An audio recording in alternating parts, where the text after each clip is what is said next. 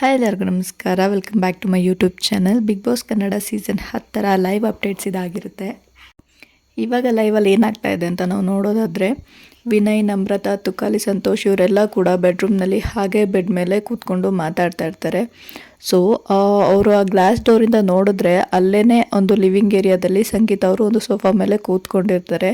So ಇವ್ರ ಬೆಡ್ರೂಮಿಂದ ಅವ್ರು ಕೂತಿರೋದು ಅವ್ರಿಗೆ ಕಾಣ್ತಾ ಇರುತ್ತೆ. ಸಂಗೀತ ಅವ್ರು ಕೂತಿರೋದು ಅವ್ರ ಬಗ್ಗೆನೇ ಏನೋ ಮಾತಾಡ್ತಾ ಇರ್ತಾರೆ. ಅದೇ ಟೈಮ್ಗೆ ಕಾರ್ತಿಕ್ ಅವರು ಅವ್ರ ಬಟ್ಟೆಗಳನ್ನ ತೊಗೊಳಕ್ಕೋ ಏನೋ ಬರ್ತಾರೆ ಒಂದು ಡ್ರಾಯರಲ್ಲಿ.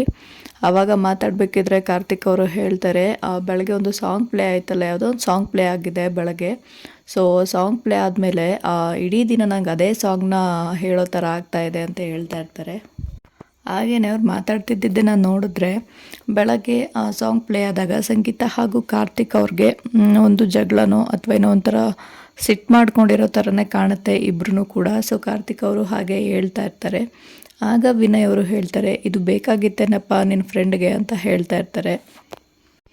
ಆಮೇಲೆ ತುಕಾಲಿ ಸಂತೋಷ್ ಅವ್ರು ಇದ್ದವರು ಒಂದು ಬೆರಳಲ್ಲಿ ಹಿಂಗೆ ಗನ್ ಥರ ಶೂಟ್ ಮಾಡೋ ಥರ ತೋರಿಸ್ಕೊಂಡು ಸಂಗೀತ ಅವ್ರಿಗೆ, ನಾನಂತೂ ಇವತ್ತೆಲ್ಲ ಅಮ್ಮನ ಮುಖನೇ ನೋಡೋಕೆ ಹೋಗಲ್ಲ ಹಂಗೆ ಹಿಂಗೆ ಅಂತ ಮಾತಾಡಿಕೊಂಡು ಕೂತಿರ್ತಾರೆ.